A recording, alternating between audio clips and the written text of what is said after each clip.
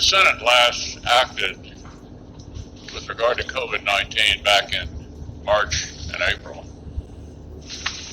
we had at that point added about $3 trillion to the national debt.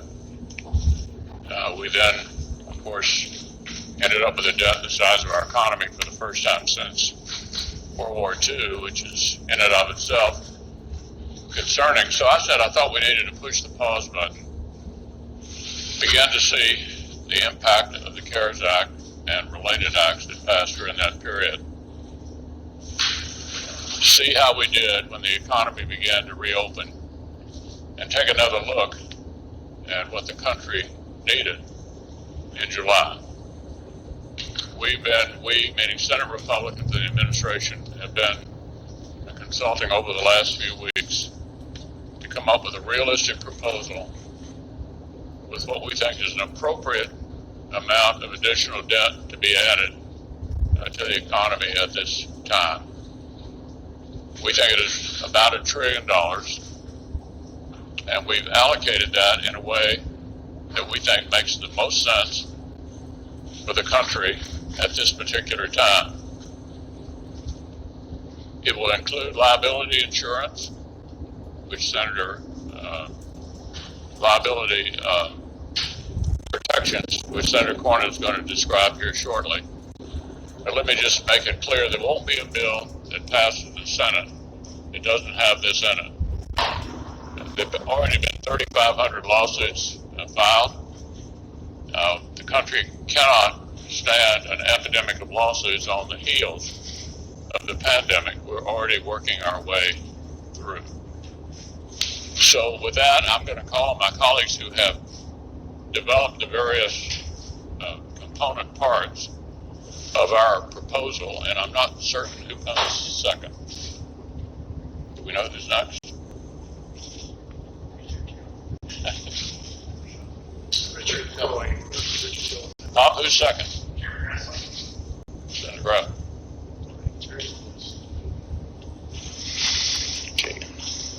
Number one, we're going to continue the economic impact payments that were made in April and May.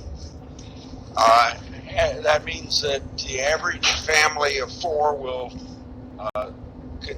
get another payment of $3,400. It includes just a few people that were unintentionally left out of the last one, mostly dependents, college, and adults that are somebody else's dependent. We extend additional unemployment insurance, and remember that's on top of whatever the different 50 states give, and on top of the economic impact statement I just gave. So we want to continue to help the unemployed, but we want to encourage work, and we've learned a very tough lesson that when you pay people not to work, what do you expect?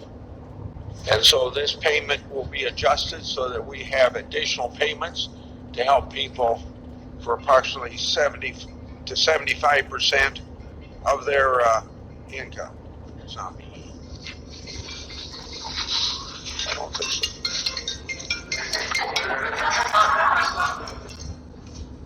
It sounds just like mine.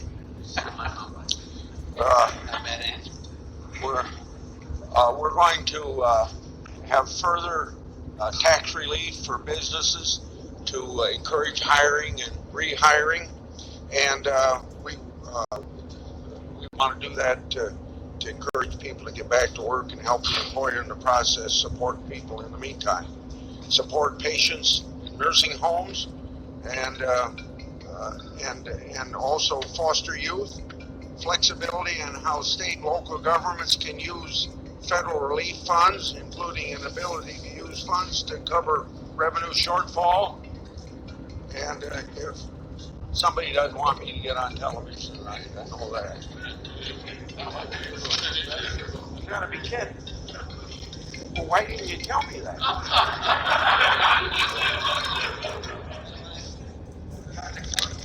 Embarrassed. I'm sorry.